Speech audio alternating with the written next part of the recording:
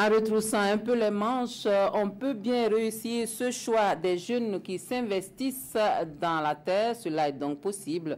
Nous avons un exemple qui nous vient de la boucle du Moun, où deux jeunes s'adonnent à l'agrobusiness sur les berges du fleuve Moun, bravant les difficultés et les obstacles qui émaillent l'activité. Ils n'hésitent pas à inviter la jeunesse burkinabé à oser entreprendre. C'est un dossier que nous proposent Yves Rwamba et Karim Ouedraogo. Ici, au bord du fleuve Mouhoun, des jeunes se lancent dans l'entrepreneuriat agricole. Après 2 années passées dans les amphis de l'université de Ouagadougou, Daouda Touré tente sa chance dans l'agrobusiness. Après les études, déjà il y a un problème déjà pour l'État d'embaucher les gens, les jeunes actuellement. Et au lieu de rester à Ouaga encore sans rien faire, ici à Dédougou on a une très grande potentialité. Il y a le fleuve qui est là, on a les terres qui sont vraiment riches. En plus de son champ de bananes, il évolue aussi dans la maraîchère-culture sur une superficie d'environ 3 hectares. L'agriculture, souvent, il ne faut pas te concentrer sur une seule spéculation. C'est vrai que la banane donne, mais pendant le froid, si tu n'as pas autre chose pour soutenir, qu'est-ce que tu vas faire? Avant de s'adonner à cette activité, Daouda Touré a d'abord servi ailleurs. Moi, j'étais agent commercial d'abord, ensuite chef d'agence, même j'ai géré une agence pendant presque 2 ans. Tu as tout sur toi, hein. On dit voilà, tu as étudié, il y a certains qui me disent voilà, est-ce qu'au lieu d'aller chercher un boulot, tu es là, tu traînes ici, voilà, tu souffres. Depuis 3 ans, Daouda Touré mène cette activité.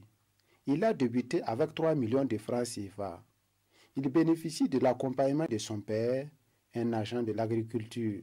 Comme tous les autres jeunes entrepreneurs, l'accès au financement plombe les efforts de Daouda Touré. Les banques, souvent, ont des difficultés pour soutenir l'agriculture parce que, bon, ils disent souvent il faut payer en une année ou soit, bon, l'agriculture, c'est pas comme ça. On ne peut pas prendre un prêt en une année.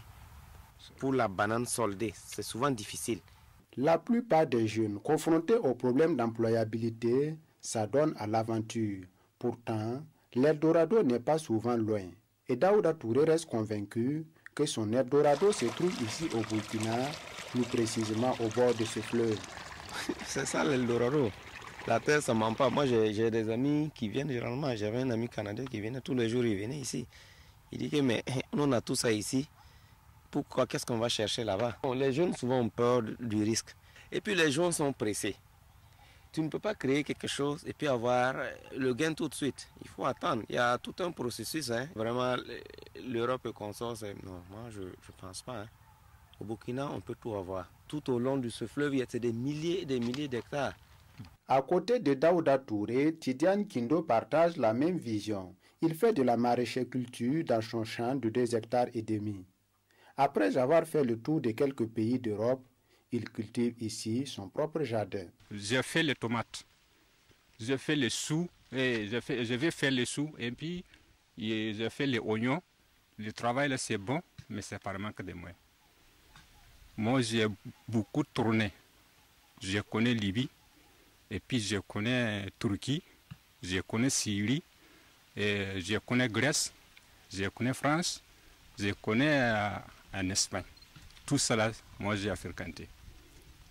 Les façons, c'est que nous, on souffre là-bas, si on accepte de souffrir ici, Inch'Allah, on peut arriver.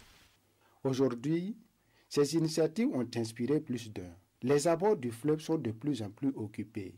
La plupart ne respectent pas les règles d'exploitation et le danger d'ensablement guette le fleuve Mouhoun, toute chose qui inquiète ces jeunes entrepreneurs.